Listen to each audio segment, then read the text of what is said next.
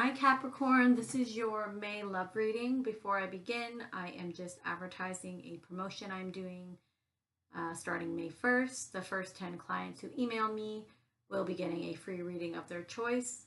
However, there are a few limitations on the reading, such as the time frame. So please email me if you're interested. I want to give people an opportunity to connect with me and see how I read, because I think the true gift in any tarot reader comes out, or psychic comes out in a personal reading, not a general. So I will be offering that just this one time. If it goes well, I might offer it again over the summer if my time allows me to. But starting fall, so that would be August, I will not be offering that anymore. So let's see what we have here. So before I begin with the actual reading, this is a love reading. It's for people who need guidance. I've been saying it in every video. I'm going to say it again. Typically, tarot readings, love readings are for people who need guidance, or any type of reading are for people who need guidance.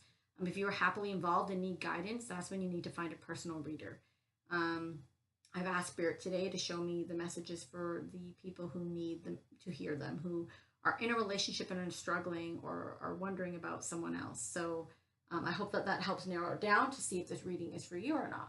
So Capricorn, what I'm seeing is this was a really clear reading. Some of the other readings, I get so many messages and I see so many storylines. This one is very clear. The relationship, I feel like those rose-colored glasses, that fantasy of, it's gone. Like, I think that this relationship has taken a few hits.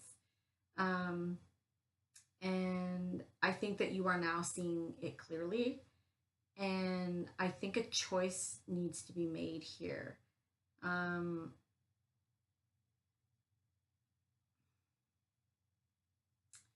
You know,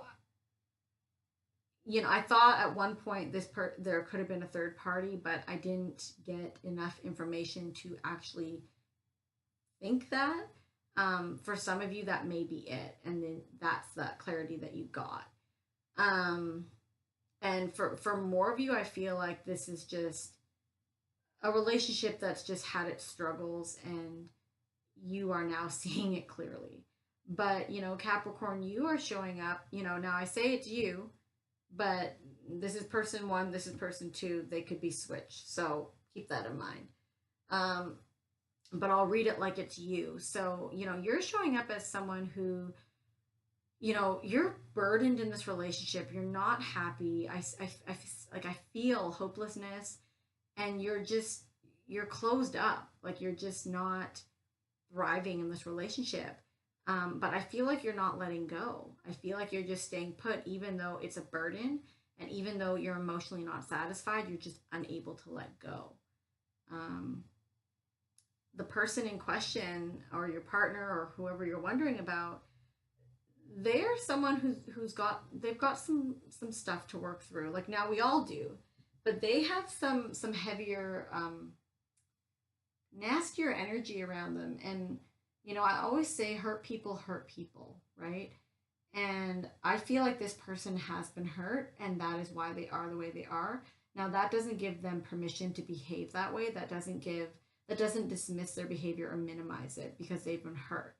And I feel like maybe you do that to sometimes, Capricorn, with them. We all have our stuff, and we all have a choice on how we're going to treat other people, and it's no excuse. I think that this person is very emotionally blocked, perhaps because of whatever has happened to them. For some of you, this is just someone who's just about winning and ego, and they've really hurt you. And it's maybe there's someone who just is a bit of a narcissist and just constantly argues with you. Maybe it's someone who cuts you down, and if they do that, they're doing it because they don't want you to leave, and so they're cutting you down to the point where you wouldn't have the self-esteem or confidence to leave. That's for a few of you, but mainly what I'm getting is that this person is they're about winning. They're not about, and that is a horrible energy to have in any type of relationship, whether it's a work relationship or an intimate relationship. Like, it shouldn't be about winning. It should be about what is best for both of us. You know, what is best for the situation? How can I help this situation? And this person's not like that. And I see that it's causing you a lot of burden.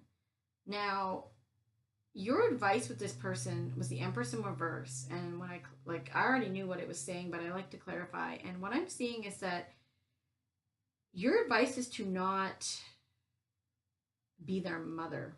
And, you know, the Empress in reverse can be very nurturing, but too like overkill. Like almost like, you know, everything. Like you clean up after them, you remind them of their appointments, you know, when they're upset, you take on that like it's your upset, and as a result, they don't have to take any responsibility because you take it all for them. And what I'm seeing is you're putting way too much energy into this relationship, and it's not healthy because you should never be mothering your partner. Now, even if you're a man, this could still be you overly caretaking for your partner. I don't care if you're male or female. The energy is the same. And it's just not healthy because you're enabling that other person to continue on their behavior, and it's just not healthy. Like you don't want to be your partner's mother, or father. But this is more of a mother energy. Like the father energy would be more of control, discipline. This is more nurturing, loving, enabling, but to a fault, is what I'm saying. There's nothing wrong with nurturing and loving, but this is overkill. And I just think that maybe that's just how it's been the whole time. And as a result, this person has gotten away with a lot because their advice is to take some responsibility. I'm seeing that right now they are kind of representing the King of Pentacles in reverse energy. This is someone who is very stubborn. This is someone who is more focused on, you know, themselves, their money, what they need, you know. And this is about, you know, their advice is they're going to have to, this is with you, they're going to have to put on anyone, I would say, actually, put in the work. This is dedication, time, responsibility, reliability, and they have to start from the beginning. Like, it's like you have to start over and you have to take your time and be more responsible, be more reliable. And I feel like they're not right now. So, you know, with your oracle card, chaos and conflict in reverse, you know, I feel like the cards are telling me that there is hope here. Now, I don't like to ever tell people, you know, your relationship is going to end, although sometimes the cards are very clear. But this is not saying that. This is saying that you have to work on this. You have to pull back a bit and stop being overly motherly and let this person look after themselves, be responsible for themselves, and, you know, hold them responsible for their behaviors. If they've had a bad day and they freak out at you, that's not okay. And they need to put the ego down and just put in some hard work and be more reliable. Reliable, practical, grounded is huge for this person, because they're not.